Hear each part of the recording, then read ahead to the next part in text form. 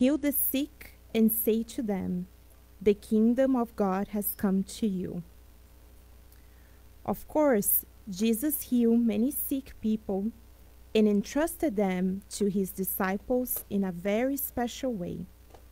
However, the heavenly physician did not forget to call to the divine kingdom those who held on to their human imperfections. We're not interested only in regenerating the vessel through which we express ourselves, but above all, in correcting the spirit. Many humankind be freed from illnesses, but it must also understand the value of health. It is indeed as difficult for us to understand the hidden lesson of diseases in the body as it is to assimilate the call to sanctifying work that beckons to us through our physical healthiness. Would the Lord allow cellular harmony just so that a corrupt will could strike it and injure it to the detriment of the spirit? Infirm persons desire the readjustment of their vital energies. However, they must learn prudence and value the elements that have been placed at their disposal in the constructive earthly experience. There are sick individuals who complain about being bedridden and weep in their affliction, not because they want to renew their concepts regarding the sacred principles of life, but because they are unable to continue their reckless behavior. It is always useful to heal the sick when there is permission from a higher order to do so. But in light of such a gift from the Most High, individuals interested in this blessing should reconsider the issues that concern them and realize that a new day has dawned on their spirit on the redemptive path.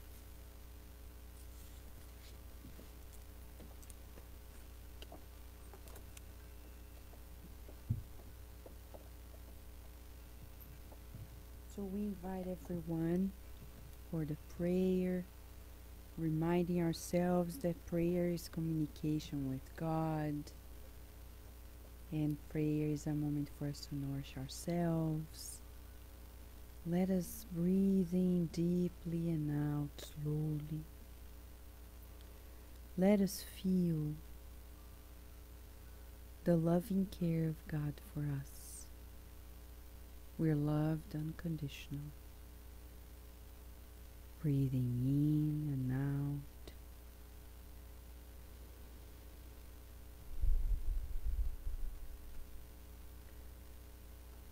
Dear God, we thank you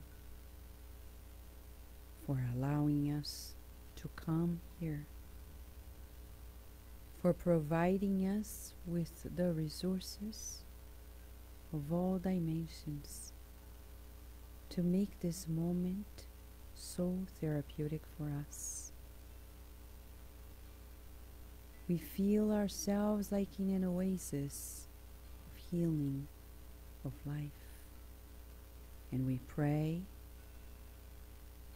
that all who are here, both incarnates and discarnates, feel the presence of your love.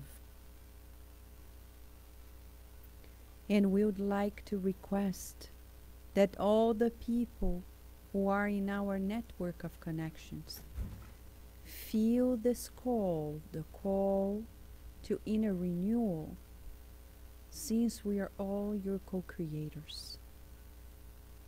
May we stay under your guidance, feeling your protection as you grant us the permission to begin our therapeutic night, and so be it.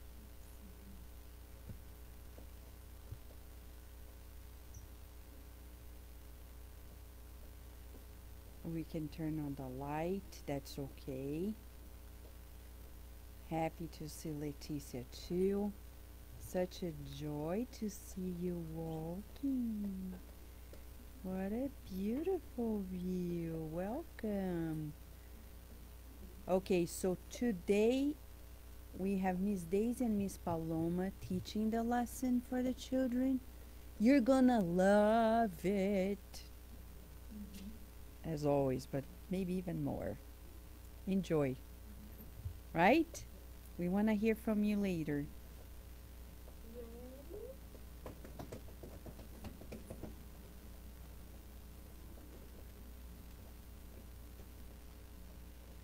Que linda!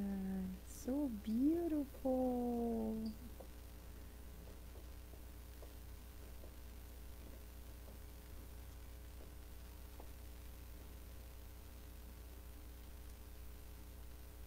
So before we begin, we would like just to do a few things, because sometimes at the end of the meeting it's so difficult because we have so many things.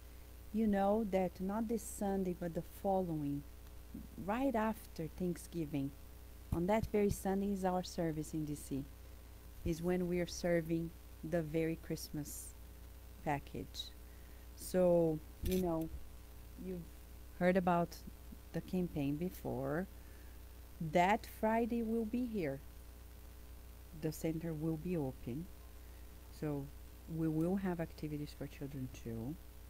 And after we finish the service, which will be a little shorter, we're going to prepare the bags. So it's going to be fun. And then that Sunday, we're going to deliver the whole thing. So if you haven't signed up, I'm going to pass it around now, so we don't need it to leave it for later, okay? During. So you can pass it around, sign up, all right? This is for this. So if you have any question, we still have the flyer here for your reference. Yes. Yeah, we have to double check with Daisy because she's the one coordinating that part. Until last week, we had the toothbrushes, toothpaste, the deodorants, a few socks, and clothing articles that people want to donate, like, you know, used coats, pens, shoes, whatever. But I'm not so sure if some of these things were already covered, potentially, right, Daniel? You think so? Yeah. Yeah. Toothpaste. Yeah. Yeah. If we don't have the other half, right? Thank you. So we'll see at the end. But we're close to wrapping up, potentially. Yay! All right. Thank you for asking, Hygiene. Thank you. Okay, what is our task together? What do the spirits want us to talk about? As you saw this book, Healing. Today the message was healing. It is about healing. We titled it Spiritist View on Drug Addiction. I know it's so hard to talk about these things because it's so sad. And it is sad. It is very sad. It's, I think, one of the worst things that happen in our society is drug addiction. But there are so many forms. As you know, some of you know, this flyer a while ago, maybe a year ago, talking about alcohol specifically. Because now Thanksgiving is coming, the holiday season, and gatherings, reunions, and people, yay, celebrating, ta. Next day, people are miserable. And it's beyond the liver. It's beyond the liver. It's about the connections. So, what happened? It's good to know. But I would say this. Share with everybody. Not my opinion, but the Spirit's opinion. Well, not opinion. They share the statements of the laws of nature. We would say, whatever we learn, they don't teach us so we feel guilty. We need to coach ourselves little by little to make healthy choices. If, and I say to to people. If you are going to make a choice to do these things, at least begin with a prayer. Because it's very likely that when you pray, either you won't do it or you do less. Pray during, pray afterwards. And then, ask for help. Because feeling guilty and denying it, going to the extremes, repressing it doesn't help. We need to educate ourselves. It's about educating ourselves. So Spiritism doesn't want us to feel guilty. It educates us. And if we do it, we shouldn't feel ashamed. We should be responsible. Just say, God does not punish us, teaches us, saying, you see, your body doesn't do well with it.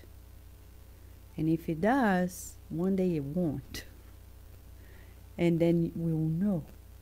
So we need to be kind to ourselves, not be aggressive, violent.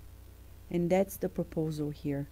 But if we ask science what addiction is about, could be sexual addiction, could be drinking addiction, addiction to cigarettes or cigars, or heavy-duty drugs, illegal, not so illegal anymore, right?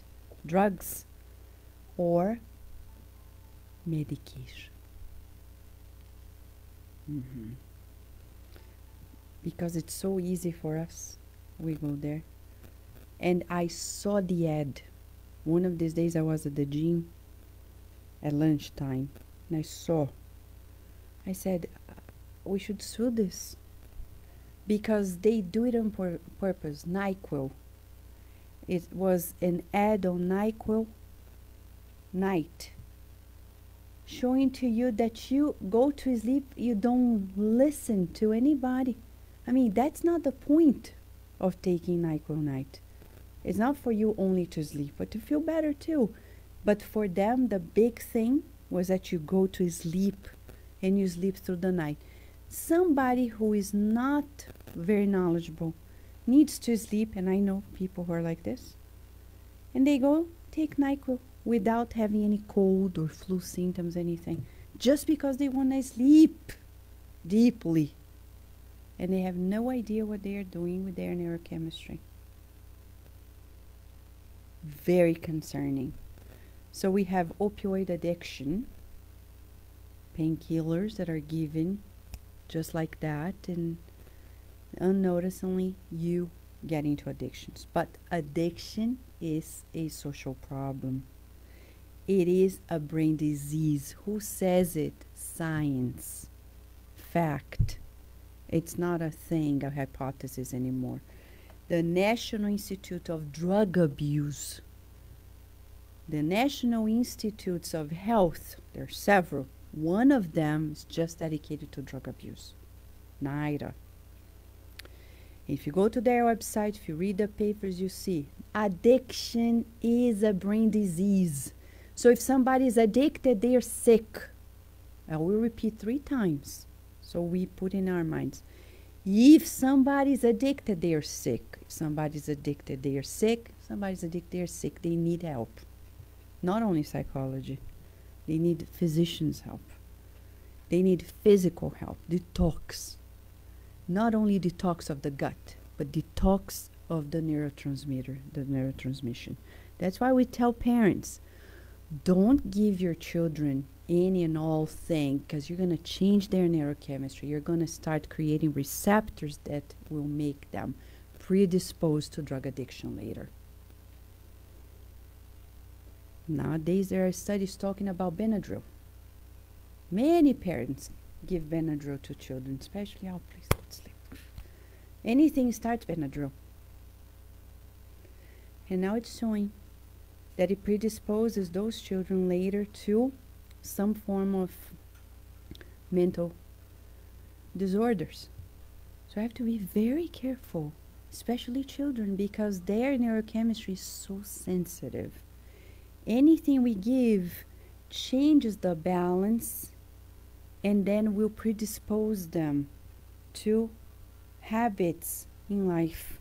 So we have to be very careful, especially with sugar.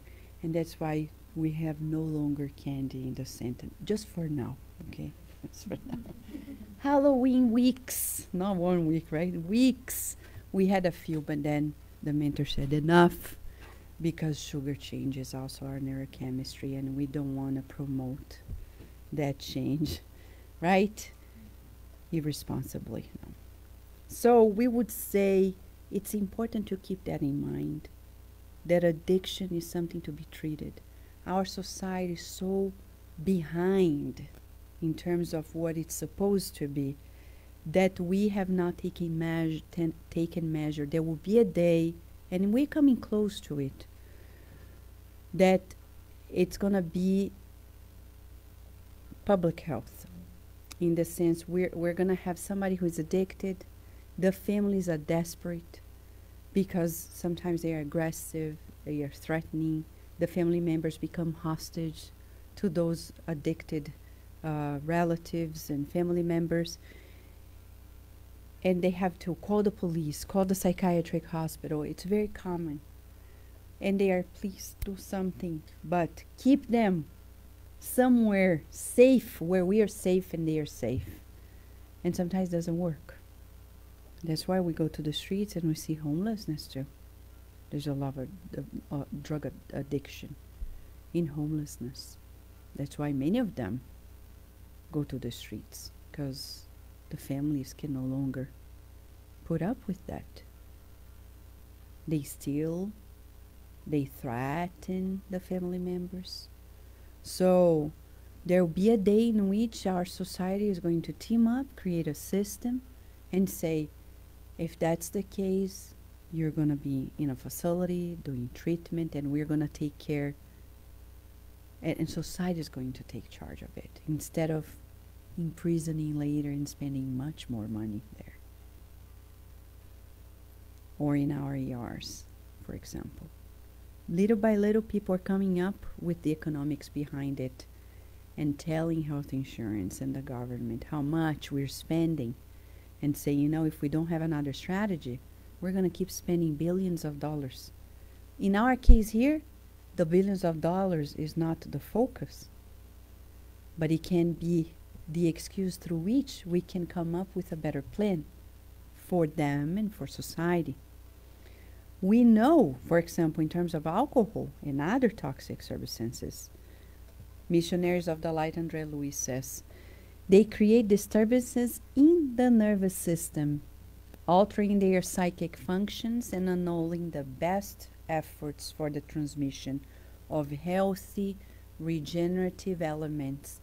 And if you see this, it's just an image from my study, imaging of the brain, showing the one section of the brain of a 43-year-old who is not addicted and one that is addicted to alcohol. You lose neurons. Of course, it dehydrates. Alcohol dehydrates. Take your hand sanitizer. You use it, you feel dry. Well, the same alcohol you put inside, it doesn't dry out the cells. Of course it does. We dehydrate the cells. When we dehydrate, we kill cells. When we kill cells, we're killing life. When we're killing life, we're committing suicide. Oh no. Oh yeah. Each cell of our physical body is connected to the cell of the perispirit. Each cell. Because everything begins at conception. We are spirits, the perispirit, and then we connect to the perispirit of the mother, the father, and that connection induces the selection of the sperm that is going to be making the egg. And then in there we have the first cell already driven by the mind of the spirit. Through there, each cell of the physical body only sprouts by the induction of the cells of the perispirit. So each cell of the physical body is connected to the cells of the perispirit. If we lose a cell in the physical body, we lose the connection with the perispirit. That's called discarnation. That's why it's suicide. Because we are killing ourselves, maybe not at once, but little by little. Less life, less life. Anything could be food addiction, sex addiction. People who masturbate themselves right to left the whole day, watching porn, thinking about people. That is life. We're just, it's as if we're throwing money in the air, in the streets. Life. And then later, we will be older, want more energy, but we threw that away when we were younger, masturbating all the time without any pain.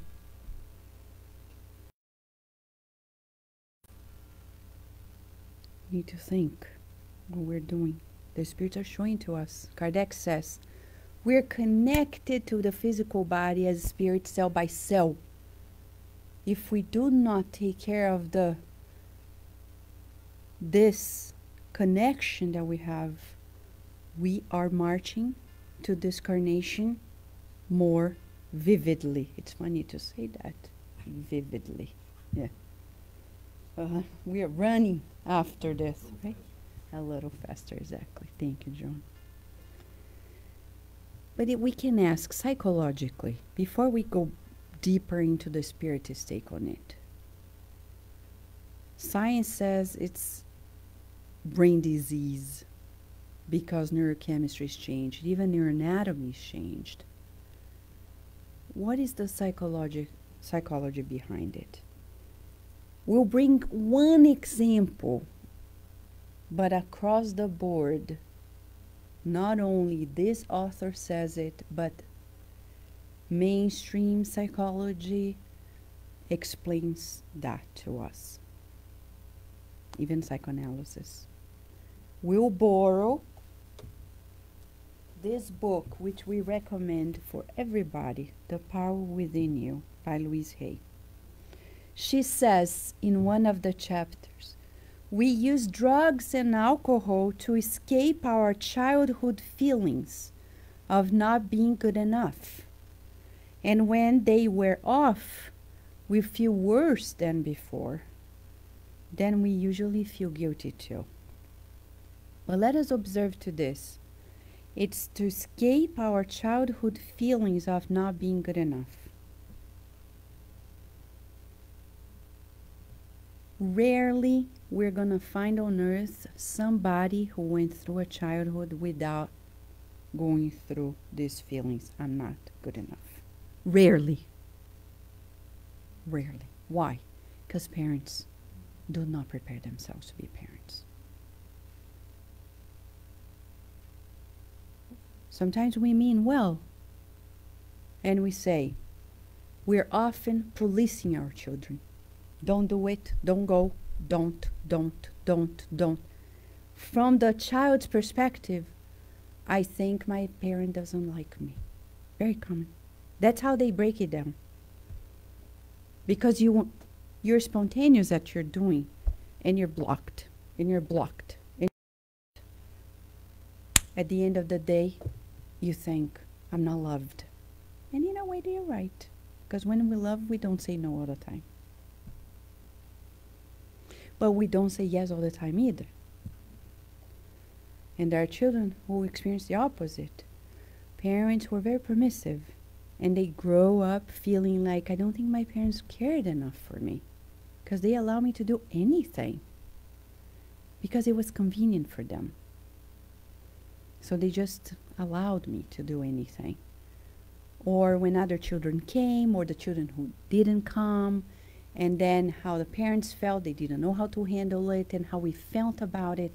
Usually when we are children, we think that everything that happens to the parents is about us.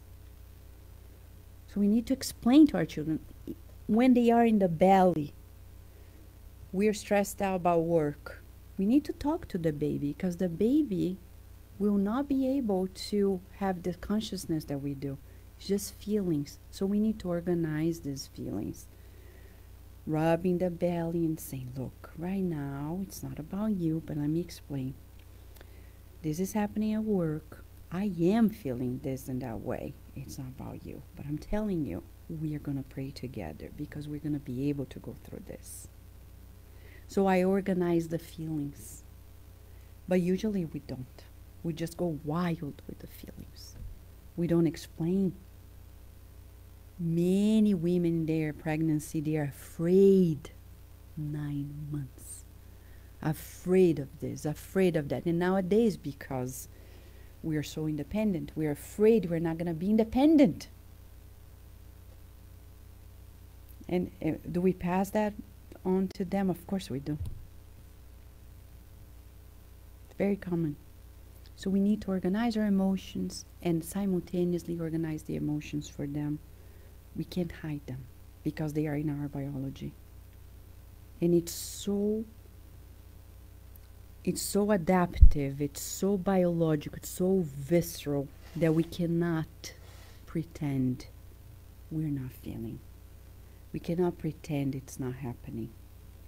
And when the baby is born, we're nursing. We need to do the same.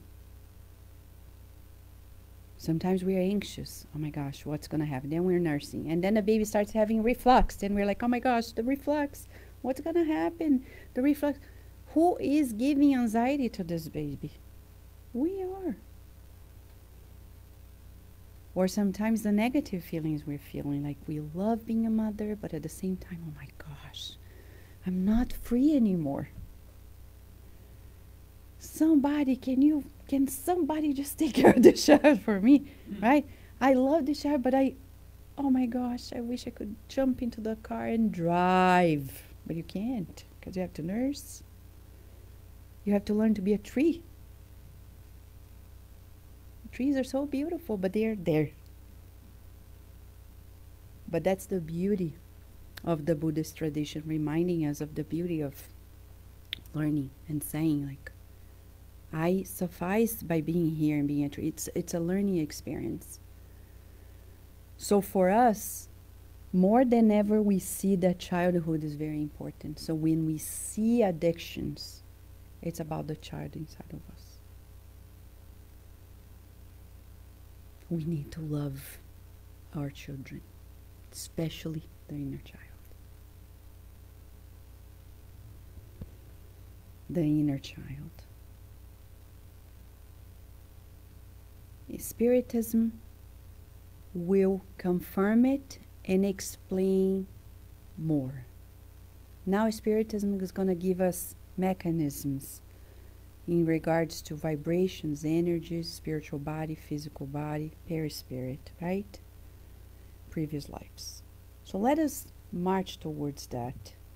So when we go to the spiritual perspective, this book, After the Storm, Joana de Angelis by Divaldo Franco, has one whole chapter about it, which is chapter 8.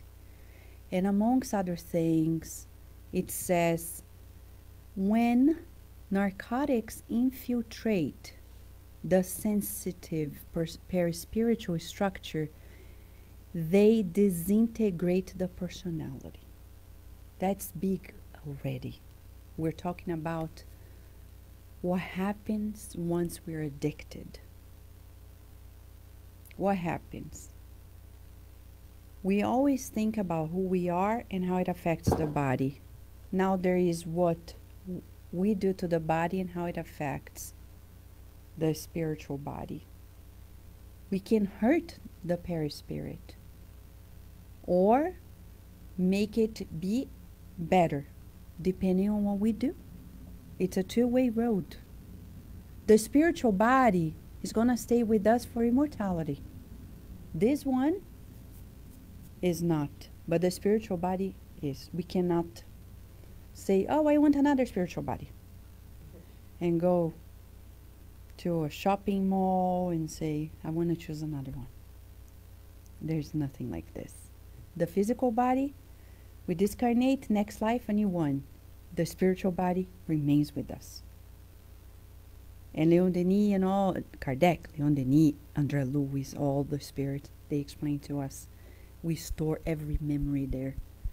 And what we do, say, feel, think, is going to shape our vibrations. So, what does that mean? Pause, parenthesis. Parenthesis, huh? Can I write there, just so we keep that in mind? Let me write here one thing. The physical body, we talk about hygiene, right?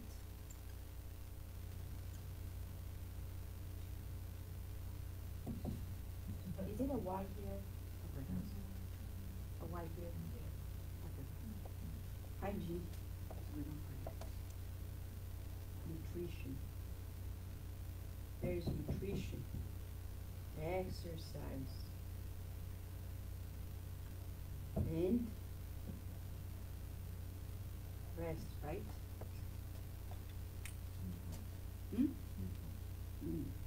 It's important. So 1, 2, 3, 4. These are 4 things that we need to do for the physical body to stay healthy. But what about the spiritual body? The same. What do we know? What is the nourishment for the spiritual body? You know it. Okay, let's write down. For the spiritual body, service, so it's free. Most important. Here you have to pay. Soap, deodorant, da-da-da. You have to pay. You have to pay, maybe. And sometimes the rest, you have to pay mortgage to sleep in some place, right? Or hotel, etc. Rent. So pay. So it's free. So it's easier because it's free. But the problem is that although it's free, we don't do it enough. Because our nutrition is service. At the end of the day, whatever we say, love. Love. If we're feeling resented, unforgiving, jealous, envious, etc., hatred, we are becoming very, very malnourished. There are people who are physically doing well. They have a lot of food, but spiritually, they're malnourished. They're worse than the children in Africa. Because they spend the whole day, many like obsessors, eating muddy thoughts and feelings, everything negative. So we're talking about being positive. Being positive is very important. Exercise, the service. Love in action. Rest. We don't rest as spirits, but we take a break from things that are not nourishing. So we need to pause and say, I don't want that to be in that conversation anymore, or it's not healthy for me to be thinking of this. And hygiene. Now hygiene, mostly prayer, meditation, and of course prayer can be nourishment,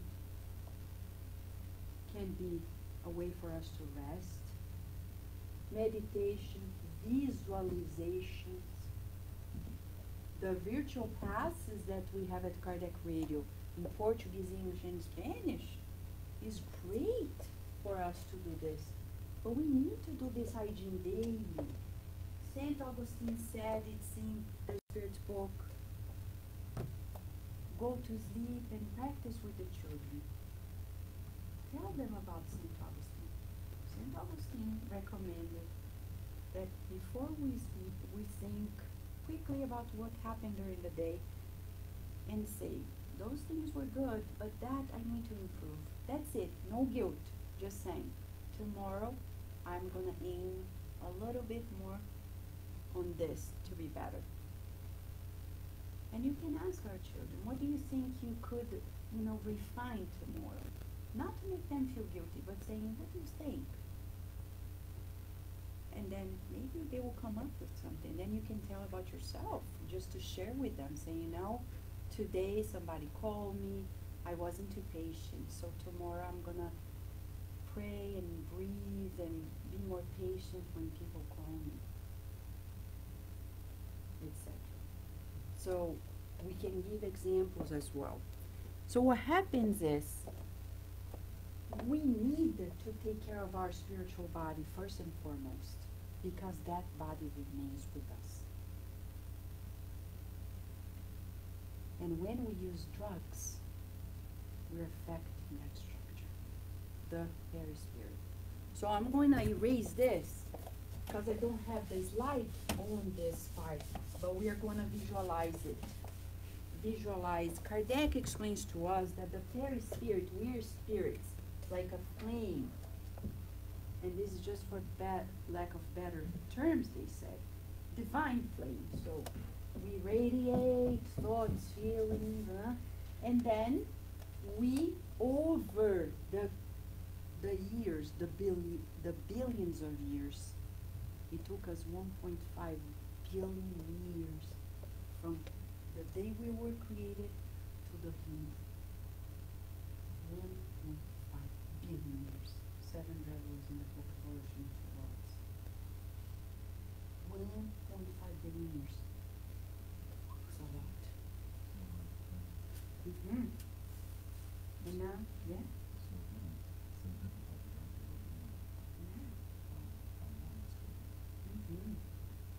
And those billion, 1.5 billion years, we were developing the envelopment, the spiritual body, the very spirit. And of course I'm drawing this way because I don't know another way. But this is what we call the spiritual body, or very spirit, because it envelops the spirit, very spirit. And that it's going to stay with us. It's going to stay with us. It changes as we evolve. It becomes prettier, lighter, more ethereal. When we're less evolved, it's more material. The big deal is, discarnates and incarnates have the same structure. They have spiritual bodies. But when we incarnate, this spiritual body is connected to the physical body. It's multidimensional. It's not in the same dimension. But this spiritual body, and I'll do a different way, because I cannot put in the same dimension, we are not inside the physical body. No, we're connected. And I don't know exactly how to draw it because it's multidimensional, but we are not inside the physical body. We're connected multidimensionally. This spiritual body is semi-matter. It connects the spirit to matter. So it's multidimensional. That's why people talk about 7 layers of the spiritual body. So we're connected to this physical body, whatever shape it is. In our case, it's a human form. So whatever we're doing to this body is a two-way road. It affects this body. That's why people will reincarnate with lesions in the physical body, handicaps that they created in another life. When I see children saying, I'm bored, I explain to you gently, when you say you're bored, it just means you're lazy. You're not being creative, because you always find a way to entertain yourself. But if you become lazy, your members of your spiritual body are going to be in the phase of atrophy. And then, in the next life, you can't use your hands, your feet, because you're going to be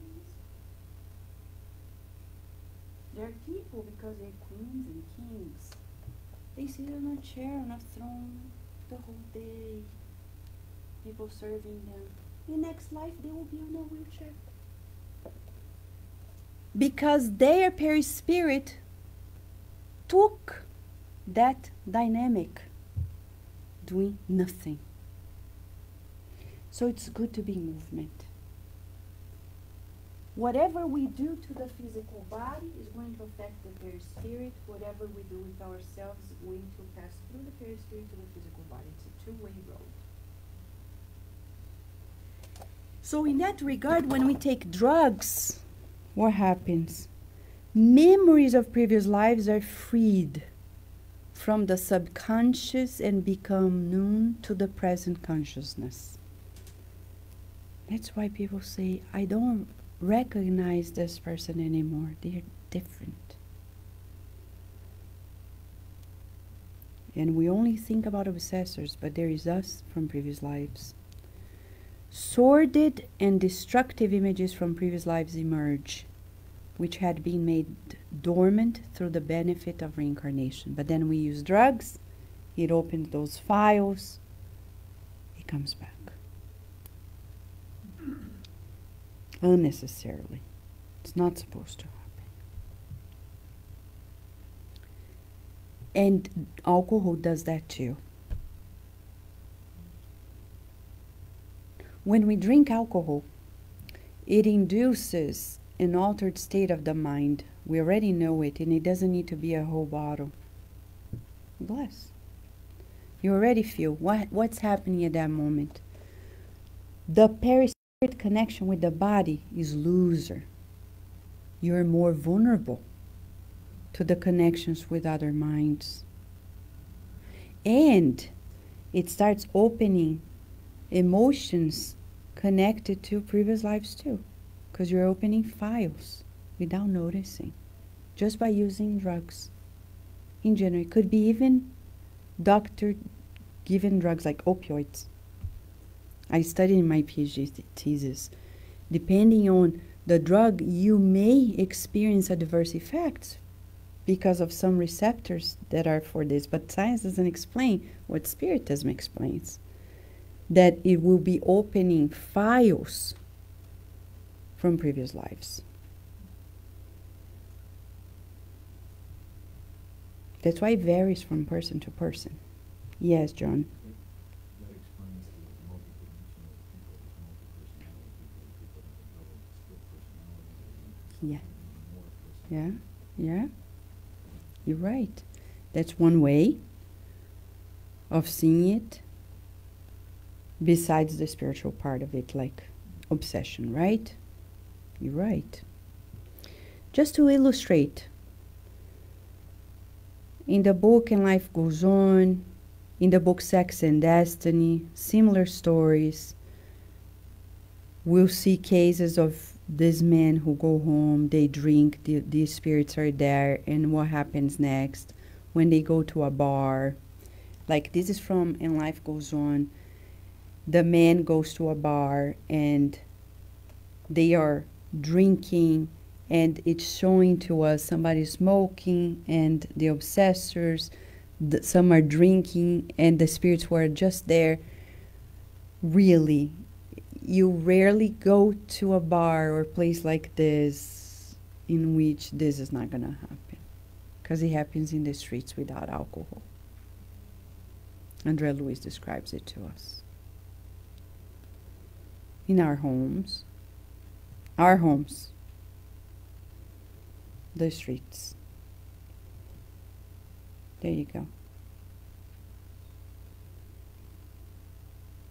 This is from the book In the Domains of Mediumship. I'm not going to tell you the case. But if you want more, this book, Memoirs of a Suicide. I know, it's not very invitational, right? Who wants to?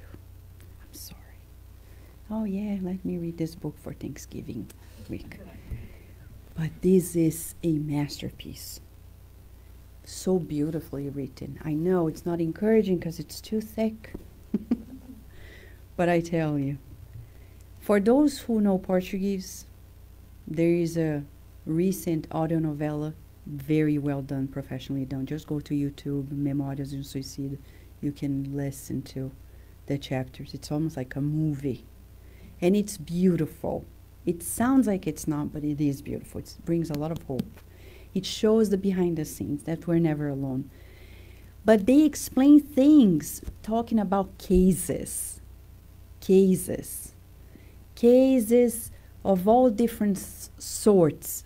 People that we think they were not suicides, and they are considered to be suicides.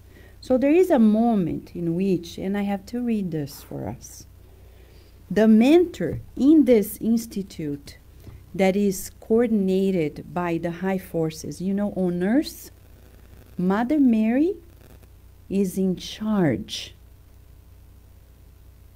of all the suicides. Oh. She has a team, of course, in the whole world. She has a legion of spirits, and they describe the resources that they have, their techniques, their strategies. And there is, I'll give you just one case, not the whole case, but this man who committed suicide, he realizes Geronimo, and his family is still incarnated. His daughter was made a prostitute and is being abused. She's at the edge of her own suicide. He has son, etc. He's desperate. So he is repented. He prays for Mother Mary. He is in the institute being cared for, preparing for a future reincarnation. But he is praying for Mother Mary. And one day, one of the mentors bring a scroll of paper. And they describe, made of blue light. It's hard even to grasp what it is. It's almost like science fiction. When he gets that paper, he opens a letter by Mother Mary. She wrote him a letter.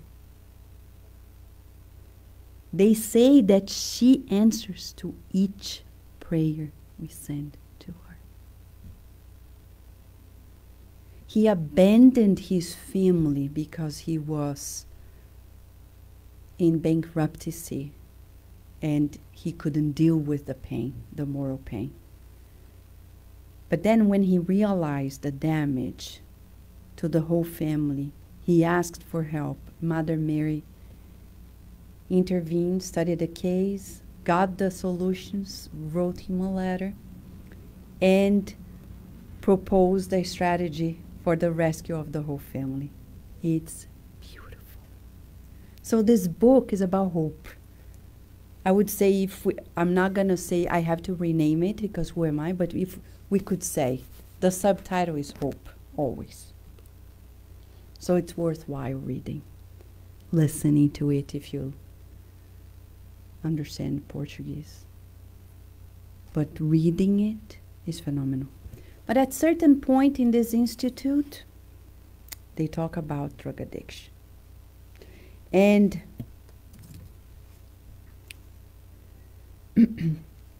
the same that Louise Hay said before Louise Hay said what she said about fleeing childhood traumas. They say, you see, my friends, that many of them wanted to forget their misfortunes by numbing their brains with alcohol. That inconsolable and beset by irremediable troubles, they sought final consolation in drunkenness, which they thought might just give them a break from their suffering. But such imagined relief is just a sophism that is characteristic of rebelliousness. So it's not pure escape, it's deep rebelliousness. Because the invitation for relief from the sufferings that afflict and dodge humanity has been resonating throughout the world for the last 2 millennia. I can even go so as far to assure you that since the time when that invitation was offered, by the great exponent of love who gave himself in sacrifice on Calvary, all people have known him, whether in a physical body or during their stay in the invisible, while awaiting incarnation.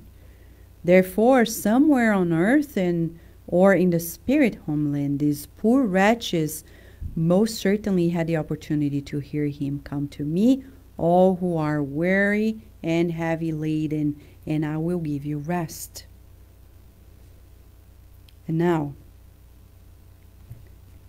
be on the lookout for this new sort of addiction: cocaine users. The lovers of opium and narcotics in general. Addicts that succumb to the ultimate state of decadence that a spirit, a creature of God, could fall into. They are in a lamentable state of vibrational depression. They are the true mental cases of the spirit world. Friends, this was said before neuroscience came to the conclusion, because this was a consensus, a recent consensus in neuroscience, in psychiatry, saying that drug addiction is brain disease. Before the year 2000, it wasn't considered scientifically brain disease. So it's been less than 2 decades. This was written in the 20th century, already considering that people who are addicted to heavy drugs are mentally ill, spiritually speaking.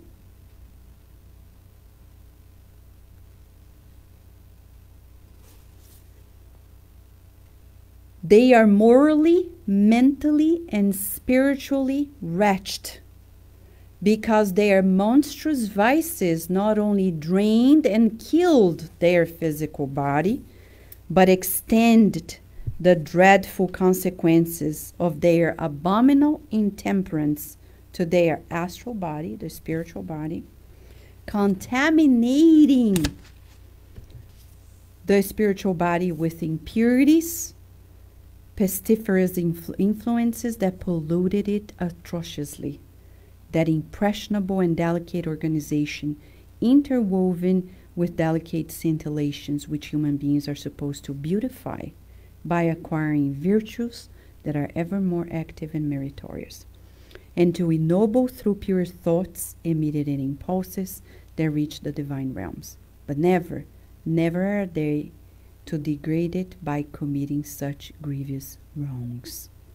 They go on, but telling us that the worst cases that they have are the ones of drug addictions, especially the ones we're seeing nowadays. And we are in such a difficult time where people are fighting to make it legal, making it sound like it's normal, it's okay, it's fine. Science already shows to us it's not fine. And we claim to be scientific, be an evidence-based society, but we're so paradoxical, because we are making things free, knowing that they are harmful to us.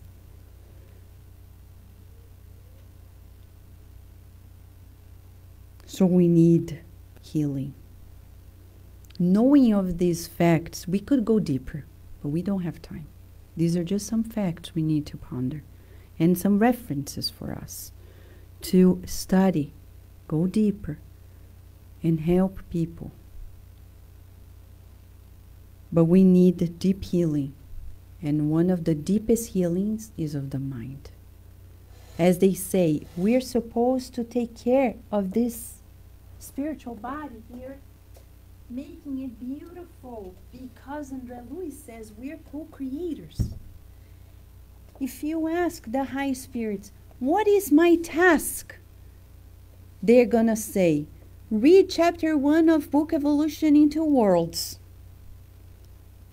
Right at the beginning, it says, we're co-creators. At the level we are, we're co-creators at a minor level. What means that we are supposed to take care of our physical body and our spiritual body. And we think it's about family. It's just a consequence. But we need to learn to be good at managing the physical, the paraspiritual, doing that hygiene, nutrition, exercise, rest, physical and paraspiritual. When we master that, we are upgraded to co-creators at major level. And then we're going to build planets, take care of many people like Jesus does. But first, we need to master this. We're far. Drugs are just the sign how far we are from actually being good at administering it. When we cultivate negative thoughts, negative feelings, resentment, anger, victimization feelings, which is so common, we are eating junk food. Some people are so concerned about diets. So common, right?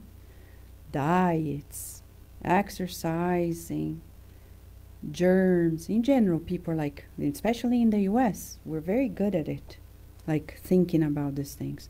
But we forget that worse than the physical germs are the mental bacteria of hatred. They are lethal. They can kill. In this book, they show to us that the energy of spirits of this nature can do so much harm to children. They could even kill children. And that's why many children get sick. I've seen it in schools. In former schools that we've been to, I would get in and see some odd spirits. And the mentors would say, yeah, the teacher drank wine last night. The parents. And then children getting sick. In touch with these type of spirits. Our fault. In the book Liberation, André Louis says, hatred, sexual addictions, drug addictions, etc., creates mental bacteria that will induce contaminations. He talks about fluidic infections. And then we start getting sick.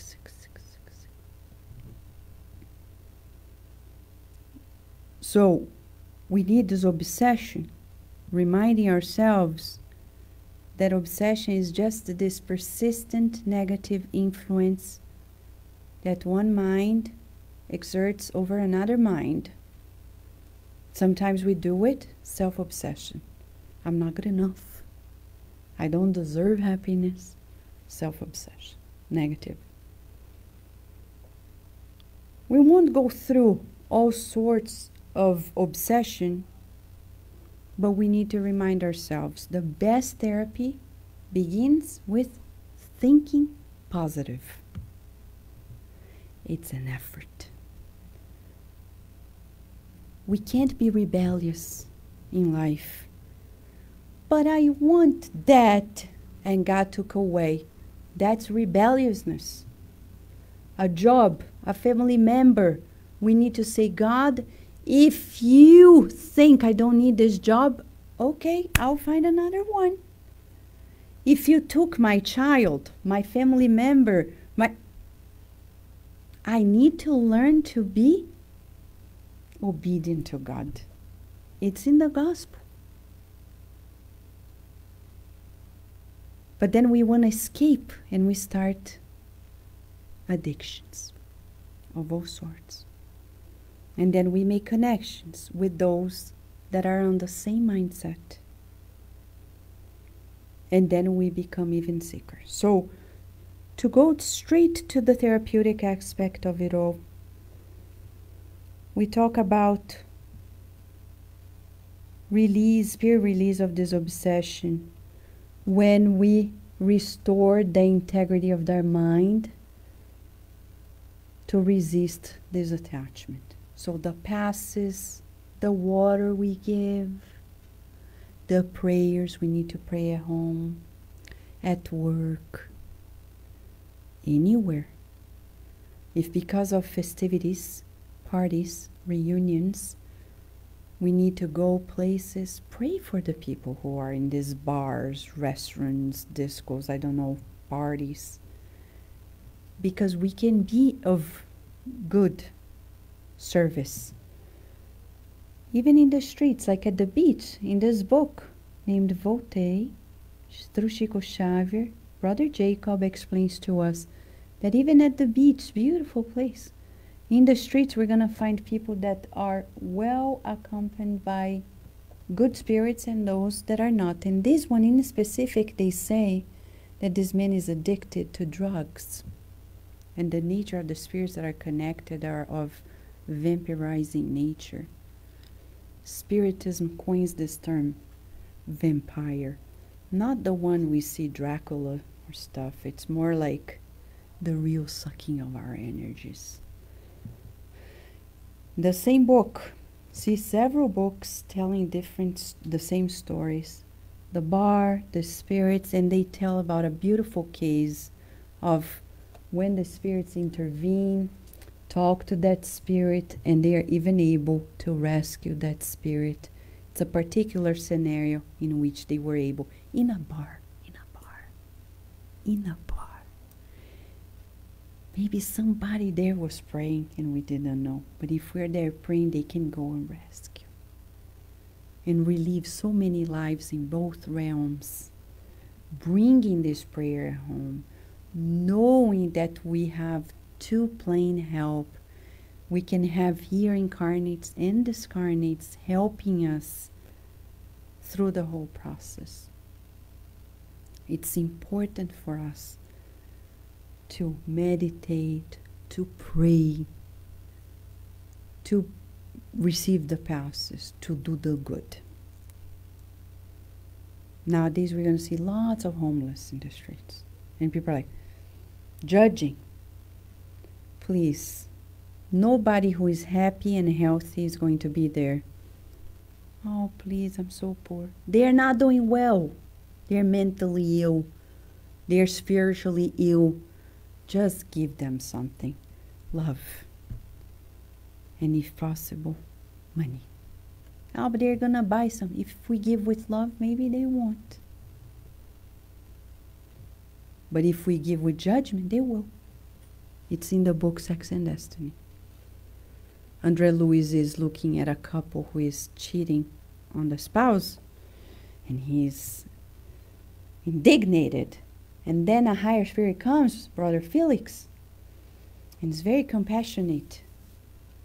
And he teaches us that his judgmental vibrations push the couple to further develop their affair. So when we give money, say, he's going to buy something. Yeah, we give our help, say, go buy it.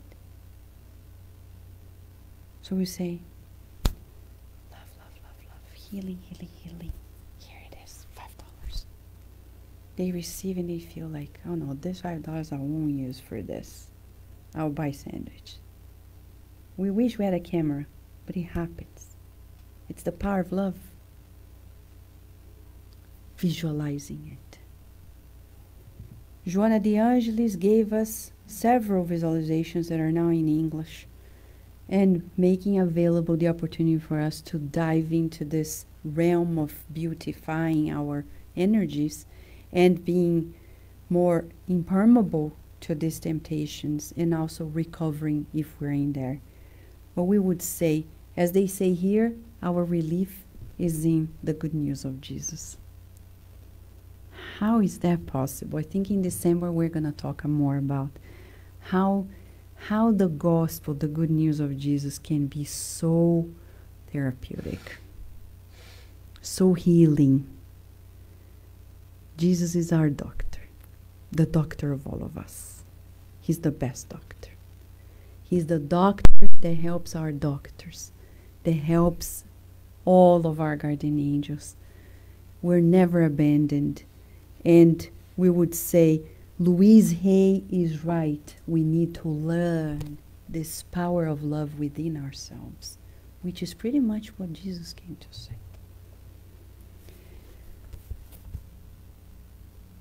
To love.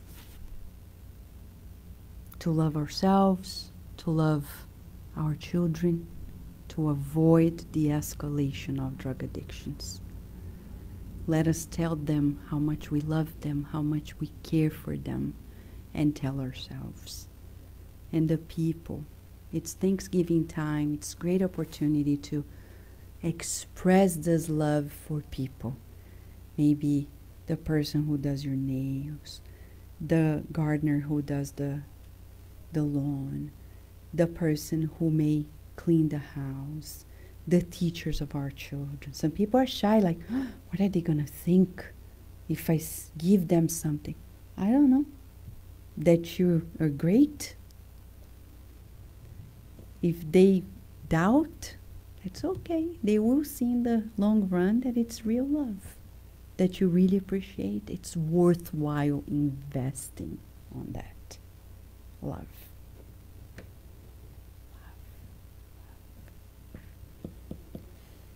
Okay? Friends, I know we may have many questions. Will be available at the end. These are some of the literature we would recommend.